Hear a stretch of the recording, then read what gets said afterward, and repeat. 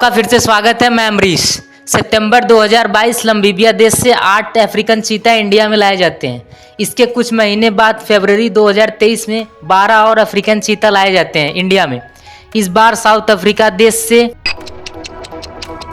इस चीता की घर वापसी नेशन वाइज प्रोजेक्ट चीता की शुरुआती थी। इसकी कोशिश साल 2009 से ही चल रही थी। मकसद सिर्फ एक, इंडिया में इस एक्सटिंक्ट जानवर दोबारा से रिसीव करना। मीडिया में बहुत हल्ला मचा जब इन चीतास को इंडिया में लाया गया था, आज से कुछ महीने पहले। लेकिन आज के दिन इस प्रोजेक्ट का क्या स्टेटस है, इसकी शायद ही कोई बात करता है, क्योंकि सच्चाई ये है दोस्तों कि इस 20 चीतों में से 6 की ऑलरेडी मृत्यु हो गई। आखिर क्या कारण है इसके पीछे? प्रोजेक्ट चीता सक्सेसफुल हो पाएगा और क्या इस तरीके से एक्सटिंक्ट जानवरों को रिसीव करना पॉसिबल है? आइए जानते हैं आज के इस वीडियो में। News: a group of 8 cheetahs has been released into the wild in India. We have never had African cheetahs in India's history. प्रधानमंत्री नरेंद्र मोदी ने आज अपने जन्मदिन के इस मौके पर देश को एक रिटर्न गिफ्ट दिया।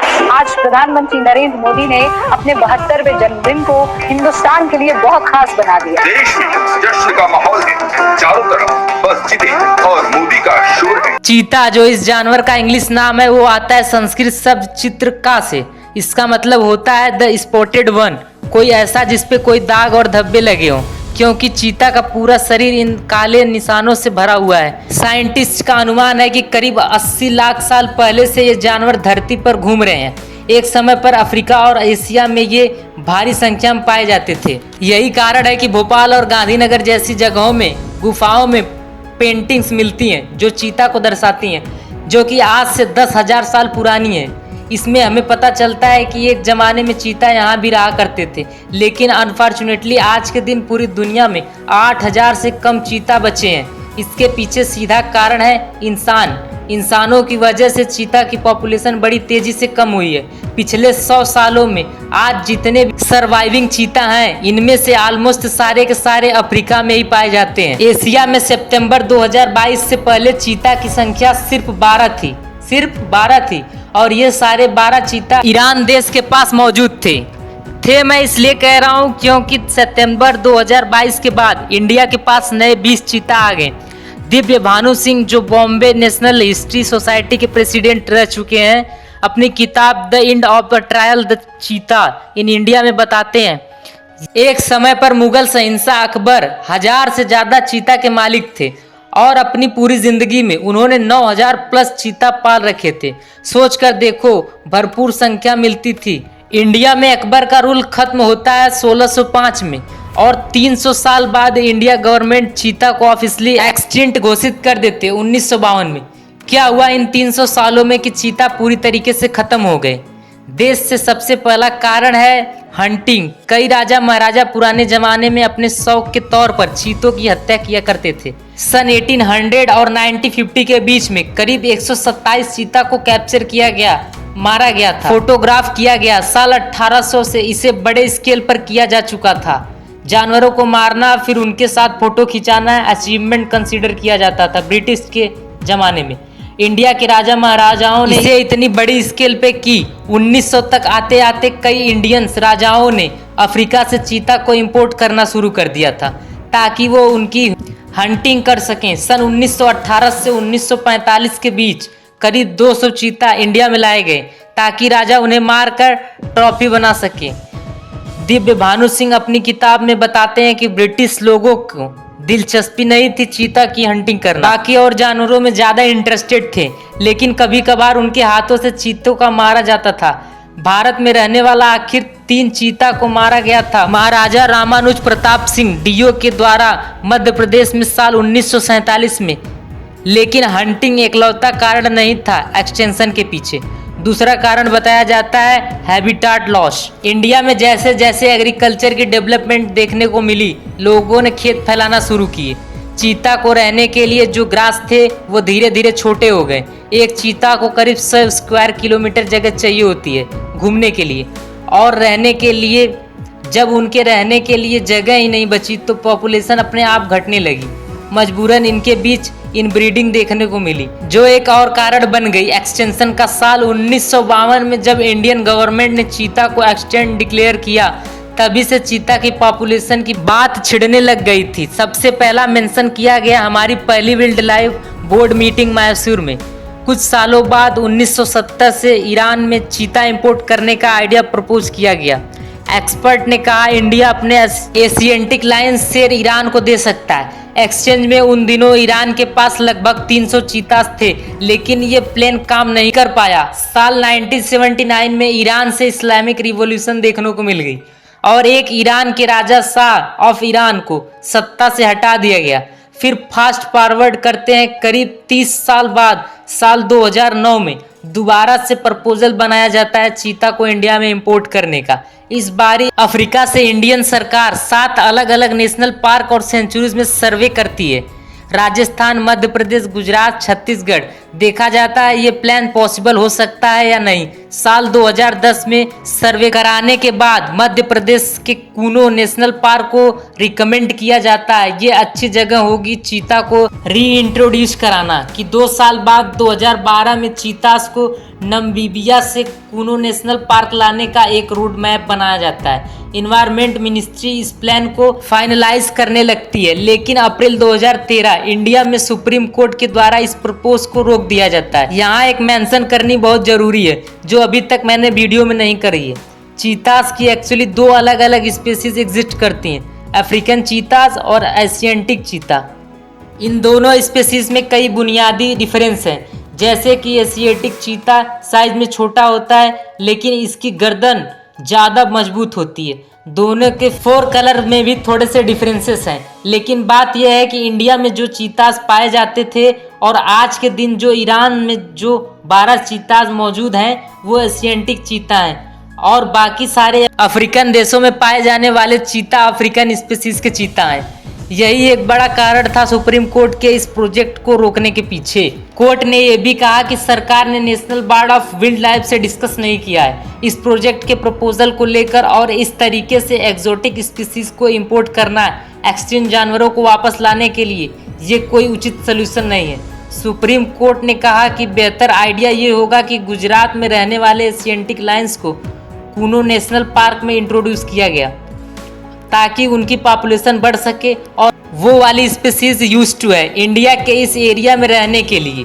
अब जनवरी 2020 में सुप्रीम कोर्ट अपने सारे 8 साल पुराने फैसले को रिवर्स कर देता है। चीता को इंपोर्ट करना एक एक्सपेरिमेंटल बेसिस पर अलाउ कर दिया जाता है। डॉक्टर यादवेंद्र वी झाला, lead of the wild life institute of India हैं और चीता प्रोजेक्ट लीड साइंटिस्ट भी हैं। ये कहते हैं कि पिछले कुछ सालों में इंडिया ने अपनी टाइगर पॉपुलेशन को डबल कर दिया है। साल 2018 में नियरली 3000 टाइगर्स इंडिया में देखने को मिलते हैं, तो यानी चीतास को भी हम अच्छे से मैनेज कर पा रहे हैं। डॉक्टर विझाला ने एक बार फिर से मध्य प्रदेश में कूनो नेशनल पार्क को रिकमेंड किया। फाइनली जाकर सितंबर 2022 में इंडिया ने इस चीता प्रोजेक्ट की शुरुआत करी।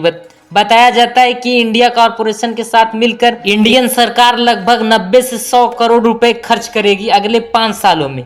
इस प्रोजेक्ट पर टोटल में 50 से ज़्यादा चीता को इंपोर्ट करने का प्लान है।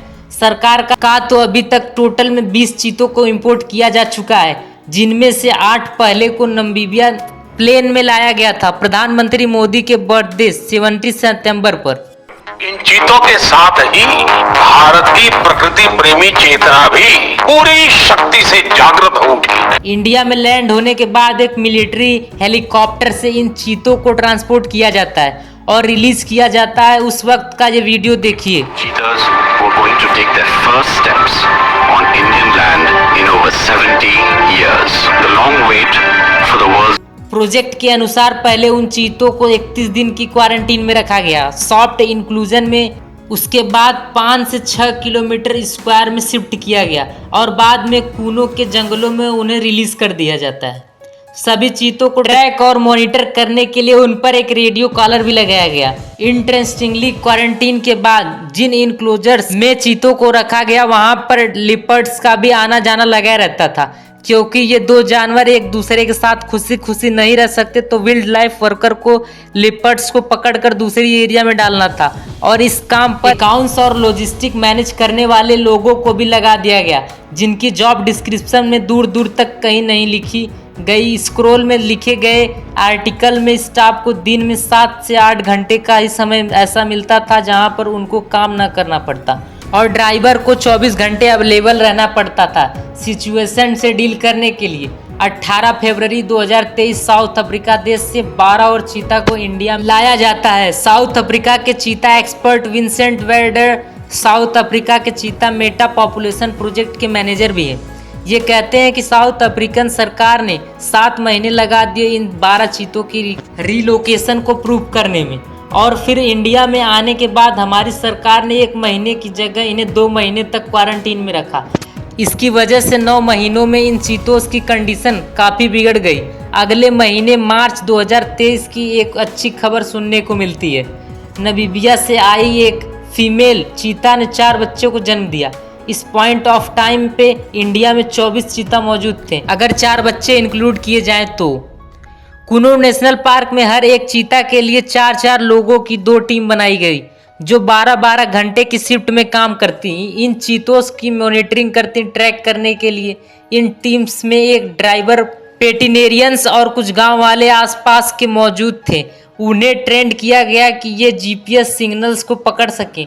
चीता पे लगे रेडियो कलर पे सब कुछ सही जा रहा था, लेकिन 6 महीने फॉरवर्ड करके आज के दिन पर हम आए तो कुछ ऐसा होता है कि इन 24 में से 9 चीता मारे जाते हैं। आखिर क्या कारण है इसके पीछे, आइए एक एक करके देखते हैं।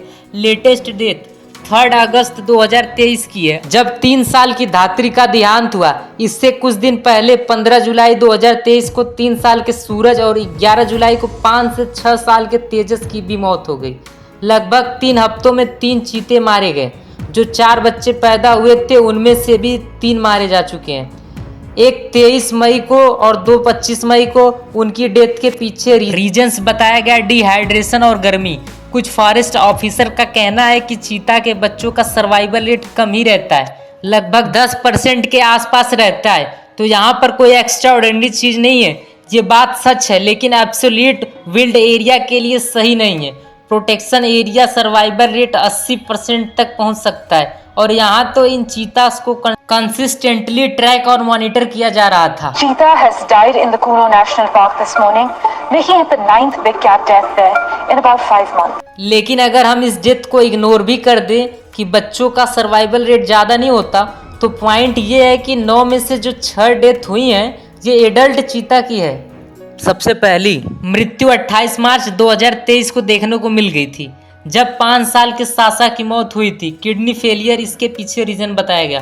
Wild life institute of India और बाकी सरकार अथॉरिटीज़ ने बताया कि सासा की किडनी प्रॉब्लम पहले से ही थी, जब से इसे नमीबिया से लाया गया था। इसके चलते कई एक्सपर्ट ने सवाल उठाए कि अगर ऑलरेडी इसको किडनी प्रॉब्लम थी तो क्यों इसे इंडिया में लाया गया।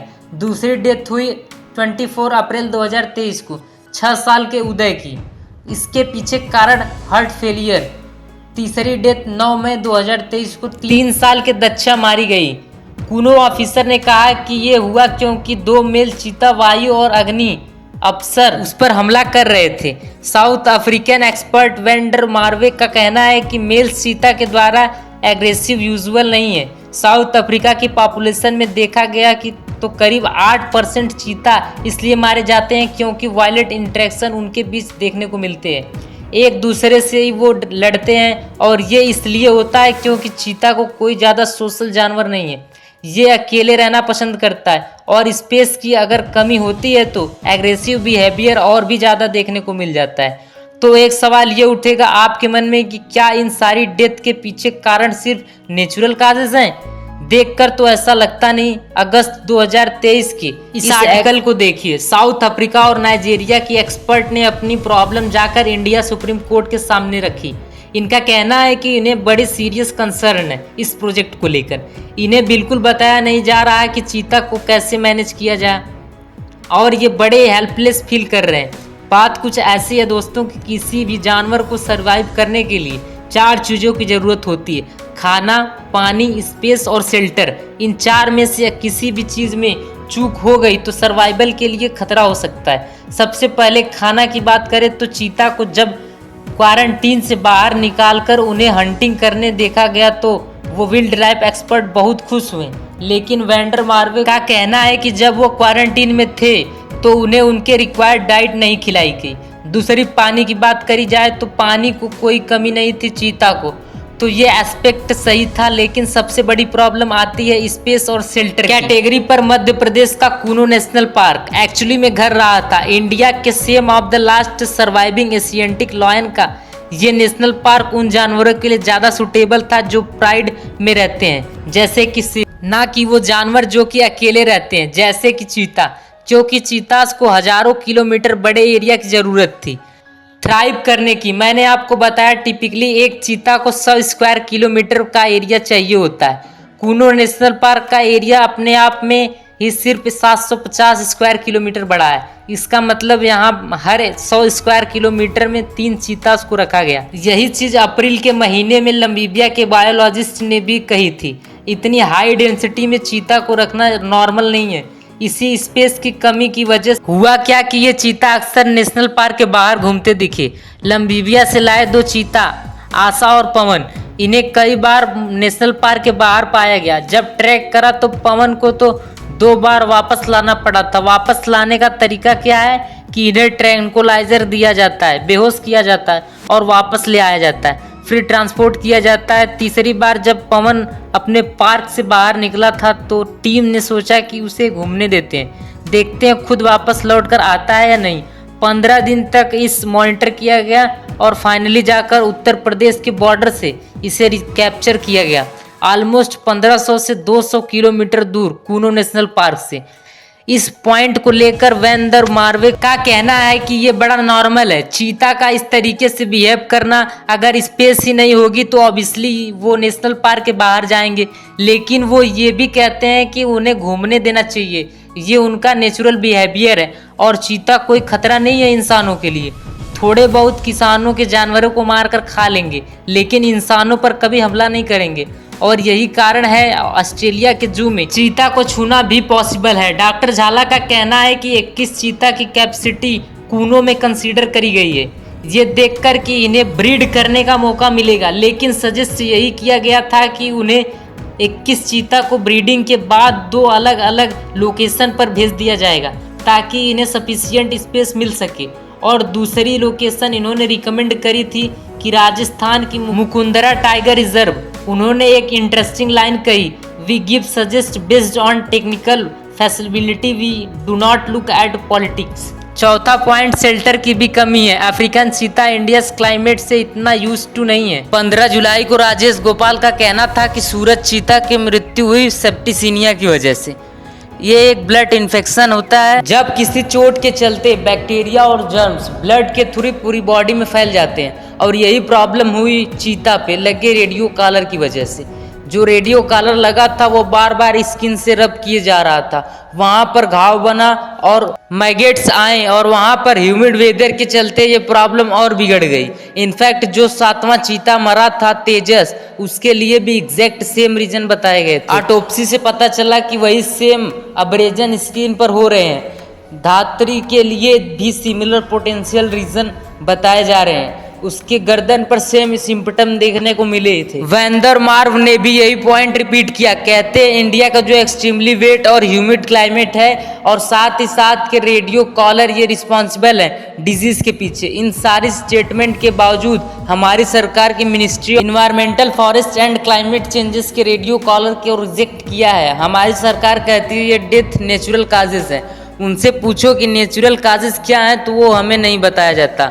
एक फाइनल पॉइंट है ह्यूमन एनिमल इंटरेक्शन। सरकार ने चीता को सेफ्टी को इशू करने के लिए चीता मित्र को असाइन किया है। हर 4 मेंबर की टीम में जो एक चीता पर लगाई जाएगी, उनमें से कुछ लोग गांव के, उनका काम होगा आसपास के रहने वाले गांववासी को इन्फॉर्म करना चीतास के बारे में, ये बताना कि चीता इंसानों के लिए खतरा नहीं है, तो ओवर रिएक्ट मत करना। अगर गांव में आपने देख लिया तो ये करना मेरी राय से बहुत अच्छी चीज़ है। लेकिन यहाँ पे भी प्रॉब्लम आ जाती है कि ये चीज़ पहले टाइम पर करी जानी चाहिए थी, सितंबर 2022 से पहले करी जानी चाहिए थी, ताकि गांव वालों को ऑलरेडी इसके बारे में इंफॉर्मेशन होती।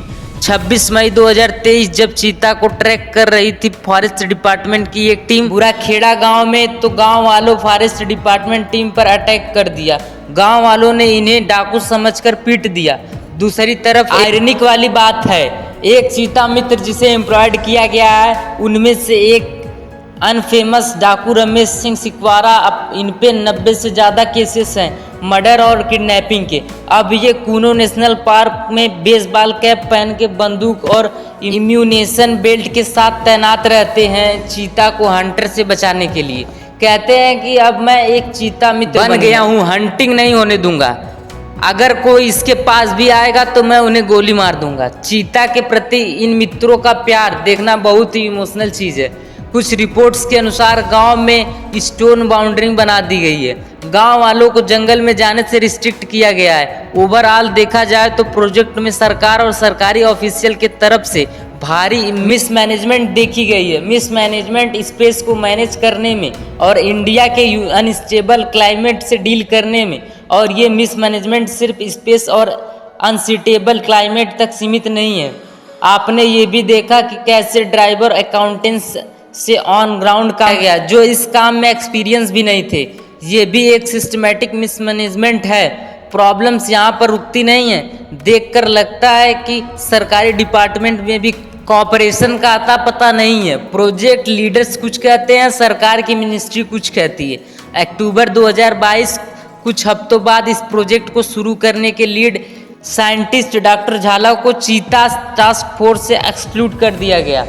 बेंगलोर के centre for wild life study में काम करने वाले जूलॉजिस्ट उल्लास करंत का कहना है कि ये चीता इसी तरीके से मरते रहेंगे और सरकार नए चीता को इंपोर्ट करती रहेगी, क्योंकि उनके अनुसार इस प्रोजेक्ट का पर्पस चीता को वापस लाना नहीं है, बल्कि एक PR एक्सरसाइज करना असली पर्पस है।